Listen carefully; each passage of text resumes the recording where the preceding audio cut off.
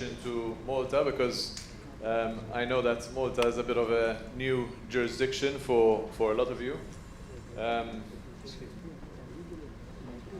Okay, so Malta is an island in the middle of the Mediterranean. It's an archipelago, a small island archipelago. It's a European, part of Europe, it's part of the EU. So Malta used to be, it's a former British colony, but obtained independence in the 1960s. So it's an independent country, which today is part of the EU and part of the Schengen zone. It is a bustling economy, so it's a small island, but it's not do not think of Malta as a sort of holiday destination island, like a holiday resort island. It's a country within an island with all the infrastructure and a very, very good economy. The Maltese economy is one of the best performing economies within the EU. It's English speaking, 300 days of sunshine, so beautiful weather, surrounded by beautiful seas. A lot of history, so the island has thousands of years of history actually. So Malta has the oldest temple structures in the world, older than the pyramids. So the history on the island is pretty incredible. In terms of lifestyle, it's a very low crime rate, it's a very friendly environment, lots of very good integration with foreigners and Maltese living together, very stable political system. So in terms of attractiveness, the country has always been a very, very attractive place to live, and has always run very successful residence and citizenship programs. So Malta has a residence programs which have been running since the 60s, actually, since the 1960s. So it's a population of about 500,000 people. About 2 million tourists a year visit Malta. In terms of the economy, Malta's economy is A+ rated. So as I said, it's one of the best performing economies actually within the EU. Malta doesn't have any natural resources, so it's not we don't have oil or gas or raw materials like gold or anything of the sort. But the island makes its money from tourism, from financial services. So the island has always a bit of manufacturing. Malta has always managed to generate revenue and done extremely well through services primarily. The residence programs have always been very popular because Malta's residence programs, one, are very attractive, and two, have been running for a long time, and people have always found the island an attractive place to live in or to work from.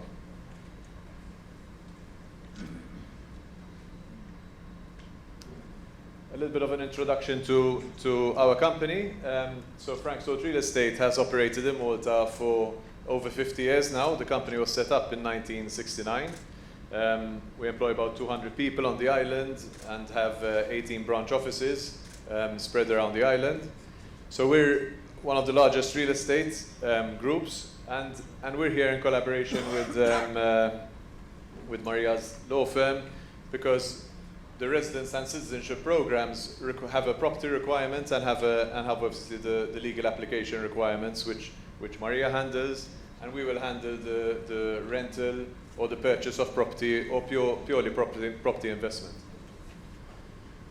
In terms of services, obviously we do sales and letting of commercial and residential property. We also do property management for clients who buy properties and don't occupy them throughout the year.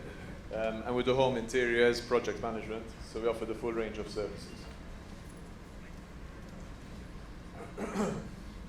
So a little bit about the real estate market.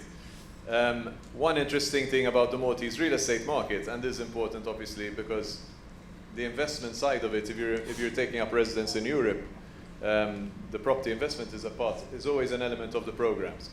Malta property prices have never seen a drop. So as long as we've been keeping a track of prices, we've never seen a drop in property prices in Malta. This is very important to remember.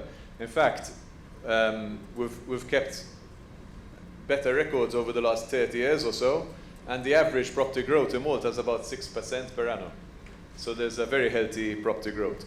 In terms of rental, if you're buying a property with the intention of renting it out, you're talking 4 to 6% per annum rental return, and on commercial properties up to maybe 8%, or higher obviously if you develop the property.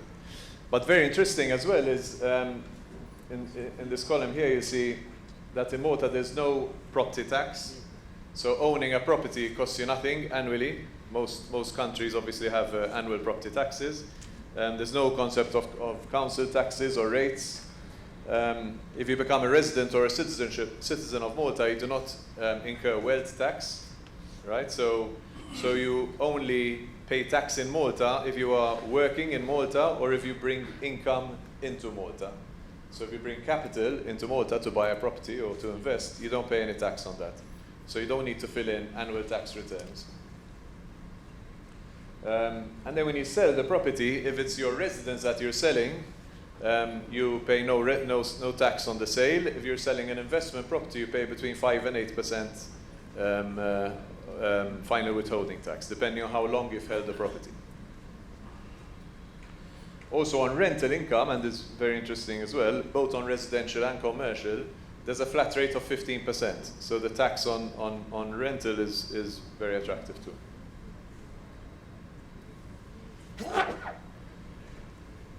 In terms of types of properties, just to take you very briefly through it, I mean, obviously we get apartments and villas as you would get anywhere in the world, but also Malta has these very attractive, what we call houses of character. They're usually 300-400-year-old houses that have been converted into really beautiful homes. So people looking for a home on the island, they're always a very attractive alternative.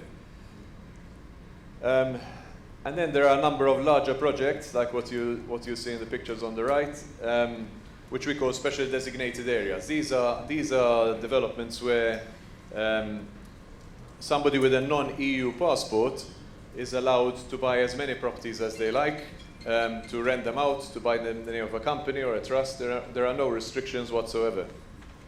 So ordinarily, if you buy in Malta, you're allowed to buy one property outside the special designated area. Within the special designated areas, you can buy as many as you like. So we have clients who've bought 30, 40 properties or more.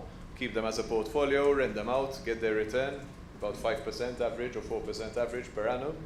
They pay the 15% tax, we manage the properties for them, and they're getting a very good return. So from an investment point of view, Malta is very, very attractive. And now Maria will explain to you the citizenship and residence programs, which are also very popular. And if you want to ask any further questions, we're on stand B5, right? B5, and we'll be happy to answer any questions for you over there.